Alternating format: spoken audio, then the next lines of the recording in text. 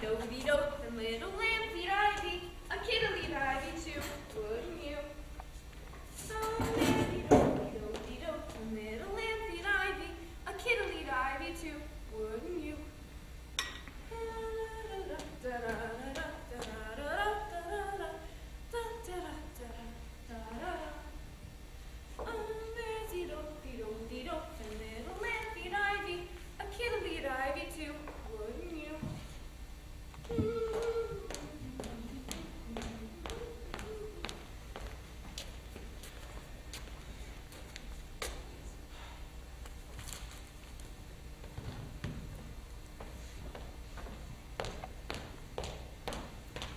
Good morning, sir. Good morning, Annie.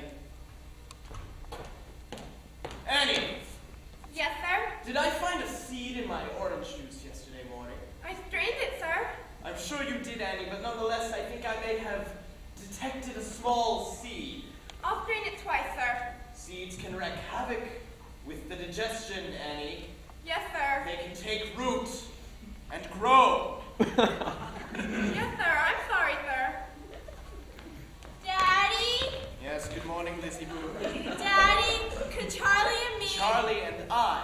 Charlie and I come out and sit with you while you have breakfast? Certainly may, Lizzykins. I'd be delighted to have the pleasure of your company, provided that... I said provided you sit quietly in your chairs and don't fight or argue.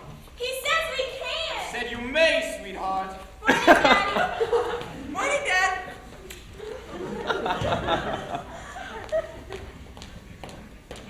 Here's your cream, sir. Thank you, Annie. You're welcome, sir. Hey, Dad. When do we get to have fresh cream on our shredded wheat? When you grow up, that's when. Tell you one thing, there's a war and no one gets cream. There's a war, we'll all have to settle for top of the bottle. Mother said she was thinking about having us eat dinner here with you every night. Yes, your mother and I are both thinking about that, and we're both looking forward to it. As soon as you children learn to sit up straight, then I see no reason why we shouldn't all enjoy a pleasant meal together every evening. Could we try it tonight, Dad? Could you give us a test? No, Charlie, not tonight, because tonight we're giving a small dinner party. But I hope very much you and Liz will come down and shake hands. But Dad, I get so shy. Well, you'll just have to learn, sweetheart. Half of life is learning to meet people. And what's the other half, Dad? Was that a crack? No, Dad. It was a crack, wasn't it? No, Dad, really. That sounded very much like a smart guy, wisecrack to me. And people who make cracks like that don't normally eat in dining room. I didn't mean it as a crack, Dad. Honest. And we'll ignore it. We'll go on with our breakfast. Your car's here, Lizzie, for school. Okay. Thank you, Annie. Thank you, Annie. Goodbye, Daddy. Bye, sweetheart. Don't be late. Say good morning to the driver. Sit quietly in the car. Work hard. Run, run! Hey, Dad, can I read the funnies? Certainly, you may.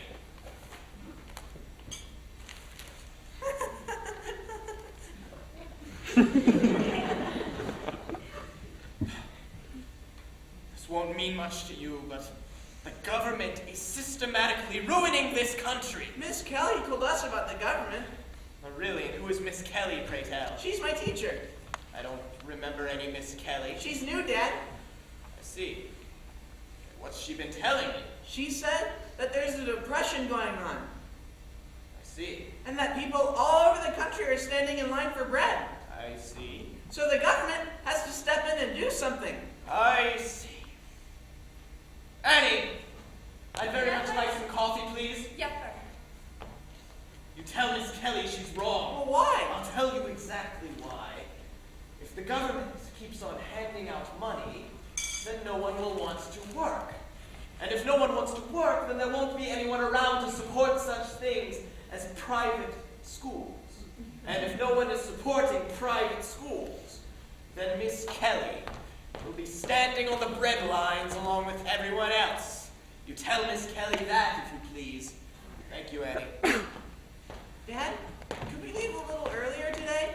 We'll leave when we always leave. But I'm always late, Dad. Nonsense. I am.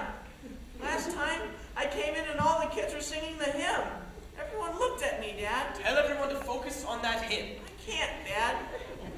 It's that new stoplight on Richmond Avenue. It affects our timing. It's not just the stoplight. One time I came in and all the kids were doing their arithmetic. Miss Kelly said I should learn to be more punctual. Miss Kelly again, eh? She said if everyone is late, no one would learn any mathematics. Now you listen to me, Charlie. Miss Kelly may be an excellent teacher. Her factoring may be flawless, her geography beyond question. But Miss Kelly does not teach us politics, nor does she teach us how to run our lives. She's not going to tell you or me to leave in the middle of a pleasant breakfast only to be caught in the bulk of morning traffic. Long after you've forgotten that hymn, long after you've forgotten how to factor, long after you've forgotten Miss Kelly, you will remember these pleasant breakfasts around this dining room table. Morning, dear. And here is your mother to prove it. Morning, Charlie. I know people who leap to their feet when a beautiful woman enters the room. Oh, that's all right, I dear. also know people who rush to push in their mother's chair. And finally, I know people who are quick to give their mother the second section of the morning paper.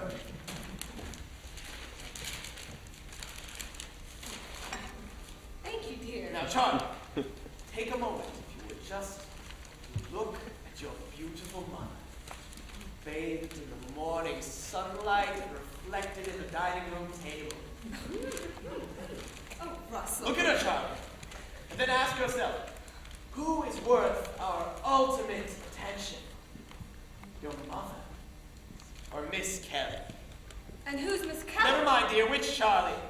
My mother? Good, Charlie. Fine. And now I think you and I shall take a trip upstairs to visit Mr. Johnson before we say our goodbyes and are on our way.